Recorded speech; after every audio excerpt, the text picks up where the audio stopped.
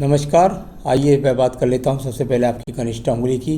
कनिष्ठा उंगली ज्ञान की उंगली और सूर्य के पहले कट तक पहुँचाए तो सबसे सुंदर उंगली होती है। यानी कुल मिलाकर ये वो उंगली है जो व्यक्ति के जीवन के अंदर सही समय पर सही फैसला, अच्छा ज्ञान होना, अच्छी याददाश्त होना, भाषा शैली से दूसरों पर को प्रभावित करना, ये सारे गुणों से भरपूर आपके पास ये कनिष्ठा की उंगली मजबूत की के साथ में खड़ी हुई है। अब बात करता हूँ मैं यहाँ पर सूर्य की उंगली की। सूर्य की उंगली यश मान सम्मान के लिए जानी जाती है और यश मान सम्मान की उंगली के अंदर जब ये नीचे एक कट मौजूद होता है तो इस सम्मान को पाने में, इस सम्मान को पाने में या इसकी ऊंचाइयों को पाने में आपको बहुत ज़्यादा थोड़ा संघर्ष और पैसे का सामना करना पड़ेगा। तो यहाँ इस प्रकार को और वो ऊंचाइयाँ प्राप्त होती हैं, थोड़ा समय लग जाता है उसमें। कब तक का समय लगेगा वो आगे बढ़ मैं आपको बताऊँगा। आइए बात करते हैं शनि की उंगली की। शनि की उंगली जहाँ अच्छे धन श्रेष्ठ के लिए कही जाती है, साथ ही साथ अच्छे स्वास्थ्य के लिए कही जाती है। यहाँ अभी किसी भी प्रकार के कोई ऐसे चिन्ह यहाँ पर मौजूद नहीं है कि आपका कोई स्वास्थ्य खराब होगा और या आपका जो इन्वेस्टमेंट है वो अभी काफ़ी कुछ मतलब आप उसका दबाव मान रहे हैं, ऐसा कुछ कहीं पर कोई चिन्ह नहीं है। बृहस्पति की उंगली की बात करूंगा। यहाँ पर इस सेकंड वाले पर जो कट का निशान है इस पर आपको विशेष रूप से ध्यान रखना होगा। ये वो कट है जो पत्नी के साथ में वैचारिक मतभेदों के लिए जाना जाता है। बहुत पक्का चिन्ह है ये। यदि ये यहाँ पर रहता है तो आपके व्यवहार के कारण आपका पत्नी से विचार भेद रहेगा। साथ ही साथ यहाँ विवाह में देरी को भी दर्शाते हैं जब ये ऐसी कट मिल जाते हैं। कुल मिलाकर के ईश्वर के प्रति आपकी आस्था है, इसमें कोई भी दो राह नहीं है। तो ईश्वर के प्रति आपकी आस्था पूर्णतः यहाँ पर दिखलाई देती है। अब बात करता हूँ बुध के पर्वत की। अभी बुध के पर्वत पर ये हल्की हल्की रेखाओं के रूप में रेखाएं दिखाई दे रही हैं। ये धीरे धीरे करके डार्क बनती जाएंगी। ये जो रेखाएं होती हैं ये वही रेखाएं हैं जो रिसर्च कराती हैं, जो पीएचडी जब बुध पर सूर्य पर्वत से मिले और जाकर बुध पर्वत तक छू जाएं तो ऐसा व्यक्ति रिसर्च करता है। पर्वत यहाँ पर वर्तमान में उठा हुआ है तो धन के आगमन नहीं है परंतु संतान का सुख सहयोग आपको अवश्य मिलेगा। आइए बात करते हैं आपके एक बहुत पर्वत बढ़िया की जिसको बोलते हैं सूर्य का पर्व।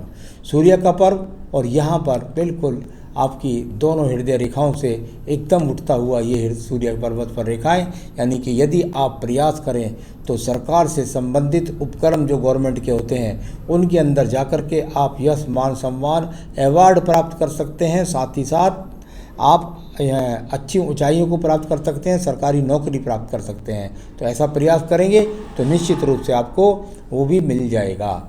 अब बात करूंगा यहाँ धन के पर्व की। यहाँ धन के पर्व की रेखाएं और बहुत ही अनुकूलता के साथ में जीवन के अंतिम समय तक आज ही बन गई हैं और ये पक्की रेखाएं मिटने की नहीं है। यानी आपके आने वाले जीवन के 55 वर्ष के बाद में करोड़ों करोड़ों रुपए में आप खेलने वाले हैं, इसमें कोई भी शक नहीं है। अब बात करेंगे हम आपके बृहस्पति के पर्व की।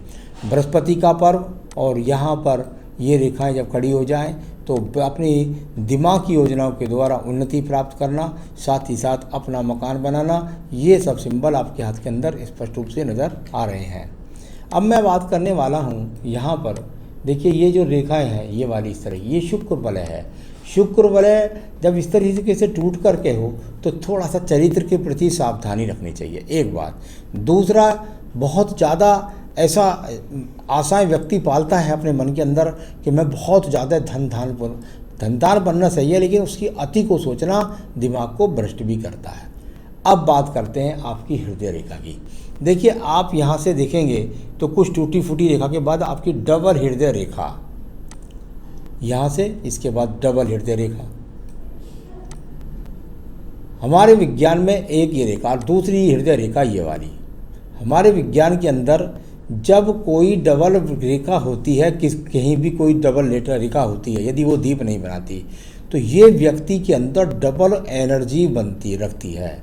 यानी कि कुल मिलाकर अगर नीचे वाली हृदय रेखा का फल बताऊं तो वो इस प्रकार से तो बहुत कटी है कि आपके पत्नी से संबंध अच्छे नहीं रहना या आपका स्वास्थ्य अनुकूल न रहना, परंतु जब एनर्जी का डबल ये रेखा खिंच जाए तो व्यक्ति को सब मुसीबतों से निकाल लाती है। ये कवर रेखा है, यानी आपके पास जो मुसीबत आएंगी उससे निकाल करके लाने वाली ये रेखा।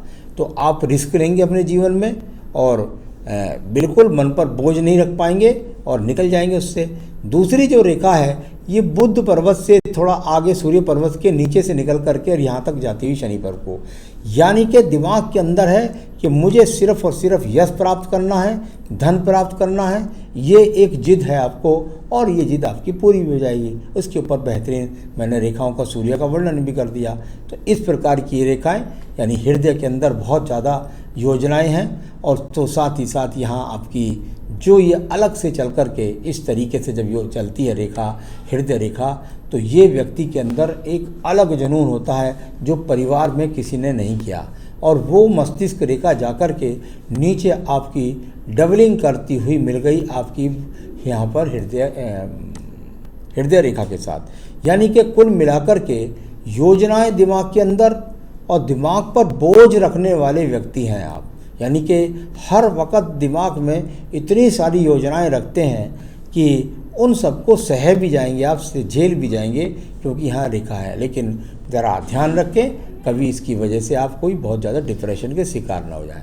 आइए बात करते हैं हृदय रेखा सीधी सीधी मस्तिष्क रेखा जाकर पहुँच गई आपकी, और ये जहाँ मंगल पर्वत तक ही पहुँच गई। मंगल पर्वत का मतलब होता है इंडस्ट्री से जुड़ना, या कहते हैं कंपनी से जुड़ना, या कहते हैं सरकारी नौकरी से जुड़ना। तो ये अपने आप में एक सिंबल मिला।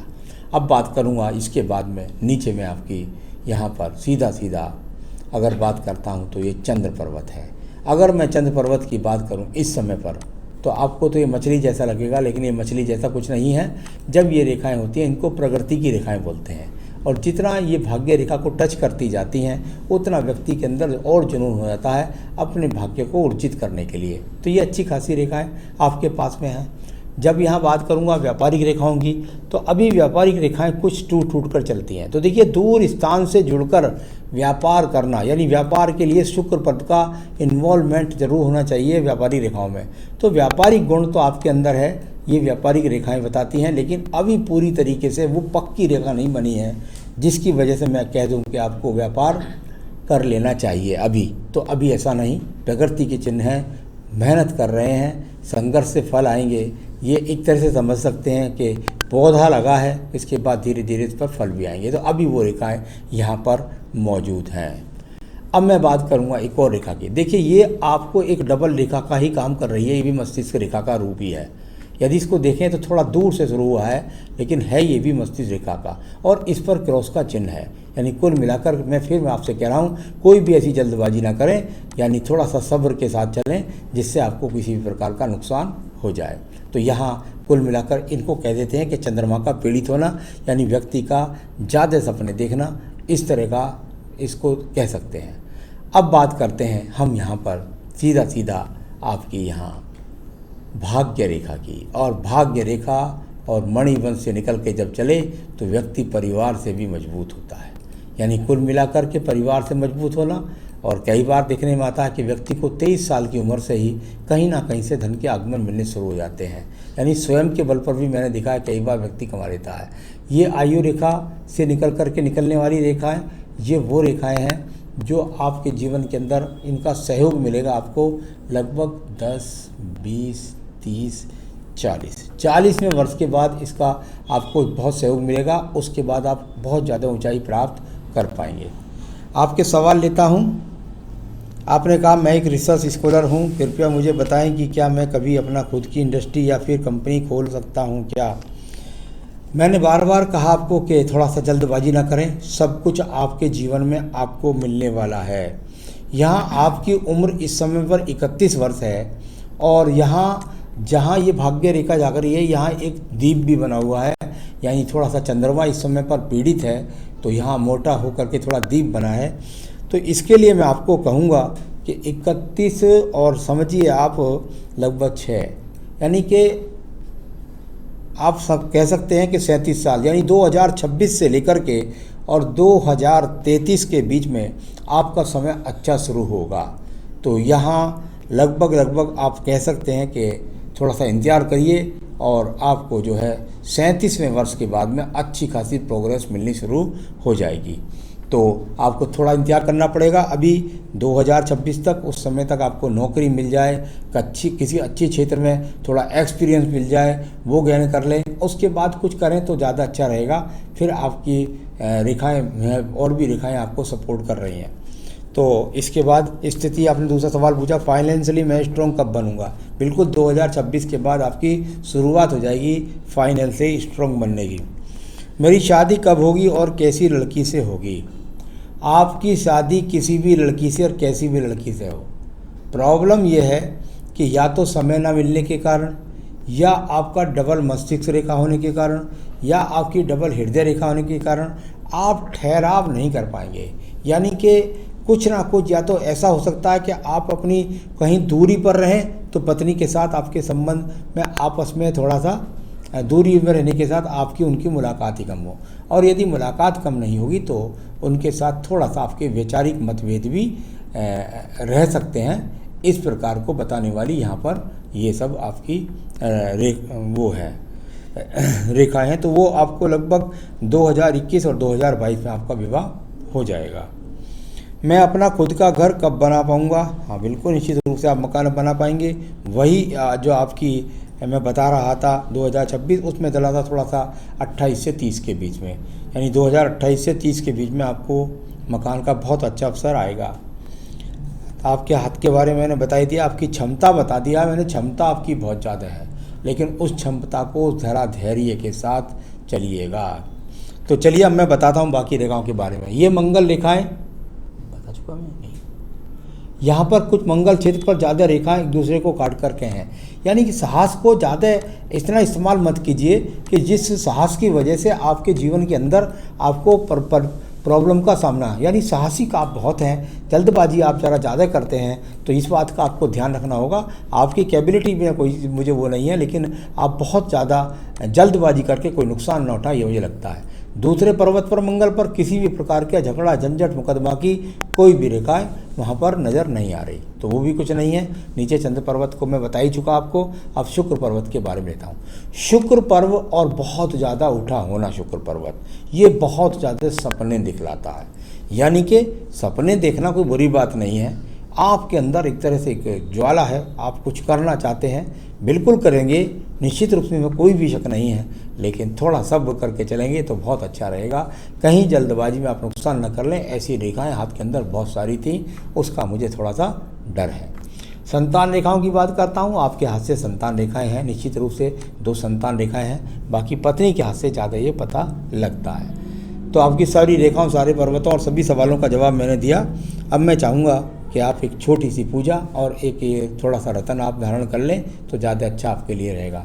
एक बेहतरीन सा आप यहाँ पुखराज पहन सकते हैं उंगली के अंदर, अगर आपको मिल जाए तो ठीक है, नहीं तो मैं आपके स्थान तक पहुँचा सकता हूँ। साथ ही साथ अपनी पूजा में हनुमान अष्टक और रुद्राष्टकम और भगवान शिव की पूजा और किसी भी तरीके से उनके दर्शन करना, उनके मंदिर जाना, सोमवार को पूरे परिवार का स्नान कराना, ये जितना भी कर सकें, ओम नमः शिवाय का जाप करना, तो ये सब चीज़, सोमवार का व्रत रखना और उसके साथ रुद्राष्टकम का पाठ करना, इतना करिए, आपके जीवन में आप तरक्की करें।